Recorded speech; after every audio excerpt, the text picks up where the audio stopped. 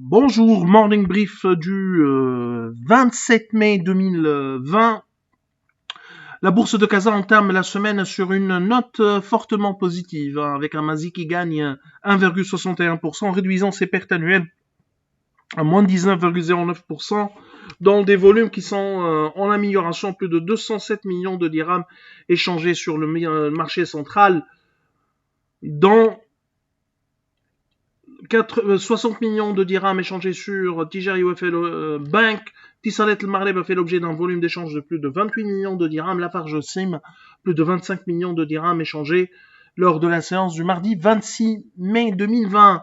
Pour ce qui est des principales variations de la journée, Jet Contractors affiche la plus forte hausse avec des gains de 3,99%. Total Maroc progresse également de 3,99%.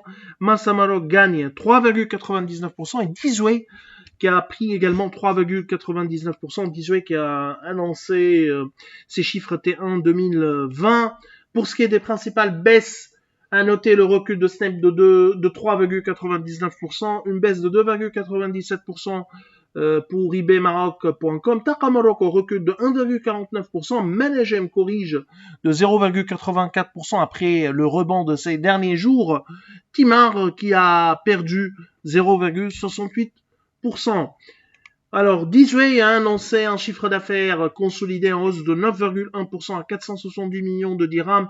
Les revenus de Dizway Maroc ont enregistré une hausse de 8,5% à 366 millions de dirhams. Segment volume affiche une croissance de 1,3% à 328 millions de dirhams, alors que la branche Value a affiché une hausse de 31,6% à 131 millions de dirhams.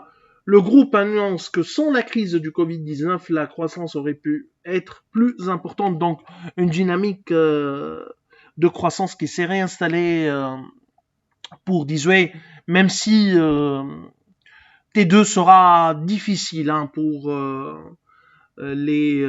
pour Dizway d'une manière générale. Pour les distributeurs non alimentaires sera un trimestre très très difficile.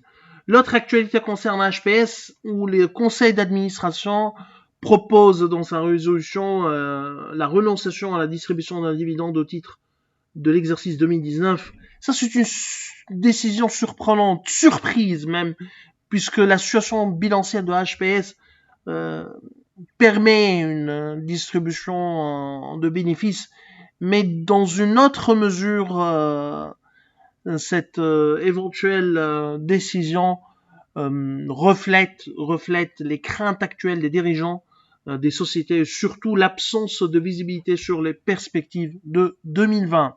Nous vous remercions pour votre attention et on vous donne rendez-vous pour demain matin. Au revoir, à demain.